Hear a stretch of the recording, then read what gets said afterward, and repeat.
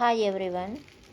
ఈరోజు ఇడ్లీ పొడి ఎలా చేసుకోవాలో చూద్దాము. ఇది చాలా టేస్టీగా ఉంటుంది. అలాగే మనకు హోటల్లో వేసేటటువంటి ఇడ్లీ పౌడర్, ఇది రామేశ్వరం కెఫే ఇలాంటి హోటల్స్లో మనకు వేసే ఇంగ్రీడియంట్స్ని యూస్ చేసి మనం ఇంట్లో ఎలా చేసుకోవాలి టేస్టీ అయినటువంటి ఇడ్లీ పౌడర్ని.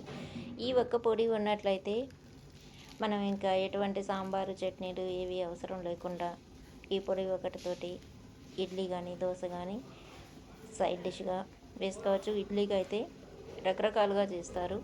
ఇది ఒక టైప్ మాత్రమే నేను పైన వేసి నెయ్యి వేసి చేసి చూపిస్తున్నది. ఈ పొడిని చాలా ఈజీగా చేసుకోవచ్చు. ఒక నెల వరకు స్టోర్ చేసుకోవచ్చు. ఎక్కువ ఆయిల్ అయితే వేసుకోము పొడి చేసేటప్పుడు. ఇది ఎలా చేయాలో ఇప్పుడు చూద్దాము. ఒక బాణాలు పెట్టుకొని అందులో ఒకే ఒక స్పూన్ ఆయిల్ వేసుకొని ఒక కప్పుడు మినపప్పు, ఒక కప్పు శనగపప్పు వేసి బాగా ఎర్రగా వచ్చే వరకు వేయించుకోవాలి.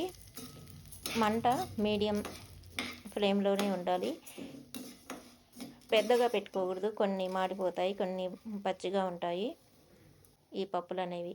ఇప్పుడు బాగా ఎర్రగా వేగిన తర్వాత ఒక కప్పు కానీ 1.5 కప్పు వరకు తెల్ల నువ్వులు తీసుకోవచ్చు. తెల్ల నువ్వులు కానీ లేకపోతే బ్రౌన్ కలర్లో ఉండే నువ్వులు కానీ వేసుకోవచ్చు. కొంతమంది మన తమిళనాడు సైడ్ అయితే బ్లాక్ నువ్వులు కూడా వేస్తారు, నల్ల నువ్వులు. అది కూడా బాగానే ఉంటుంది.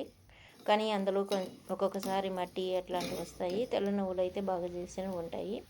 కాబట్టి 1.5 కప్పు వరకు వేసుకోవచ్చు. ఒక కప్పే ఉంది నా దగ్గర, అందుకని ఒక కప్పే వేసాను. అయినా బాగానే ఉంటుంది.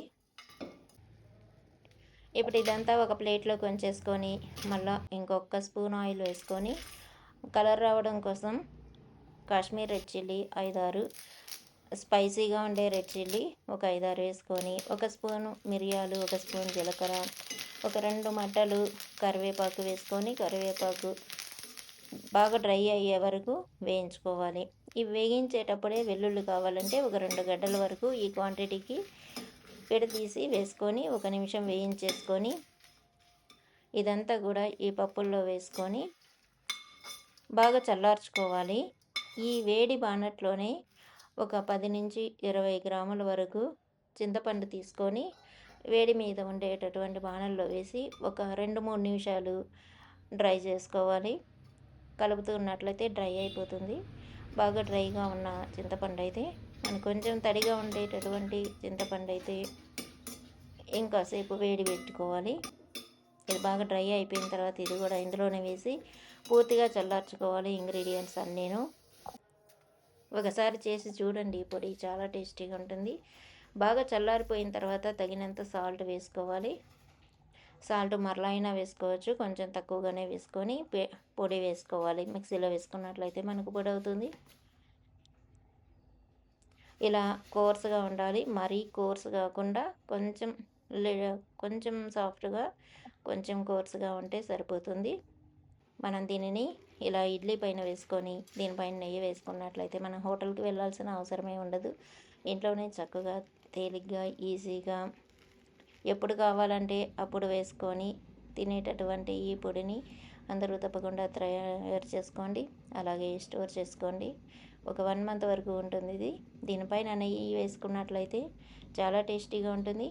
కొంతమంది నువ్వుల నూనె కూడా వేసుకుంటారు, కొంతమంది వేరుశనగ నూనె వేసుకుంటారు. ఏది లేనప్పుడు సన్ఫ్లవర్ ఆయిల్ అయినా వేసుకోవచ్చు. నేను పెట్టినటువంటి సాఫ్ట్ అయినటువంటి ఇడ్లీ మీద ఈ పొడి చాలా టేస్టీగా ఉంటుంది. ఈ ఇడ్లీ రెసిపీని ఇంకొకసారి చూపిస్తాను. ఈ సాఫ్ట్ ఇడ్లీ ఎలా చేశాను అనేది. ఈ పొడి అయితే తప్పకుండా చేసుకోండి, ఎంజాయ్ చేయండి. అలాగే మీకు వీడియో నచ్చినట్లయితే సబ్స్క్రైబ్ చేసుకోండి. మరిన్ని వీడియోస్ కోసం సబ్స్క్రైబ్ చేసుకోండి, కామెంట్ చేయండి, లైక్ చేయండి, అలాగే షేర్ చేయండి. ఇది తట్ట ఇడ్లీ. కొన్ని ప్లేసుల్లో తట్ట ఇడ్లీ అమ్ముతారు. రామేశ్వరం కెఫే ఇలాంటి వాటిల్లో ఒకే ఒక తట్ట ఇడ్లీ ఉంటుంది. దీనిపైన ఇలా పొడి వేసి ఇస్తారు, నెయ్యి వేసి. నెయ్యి అయితే ఎక్కువ వేస్తారు వాళ్ళు.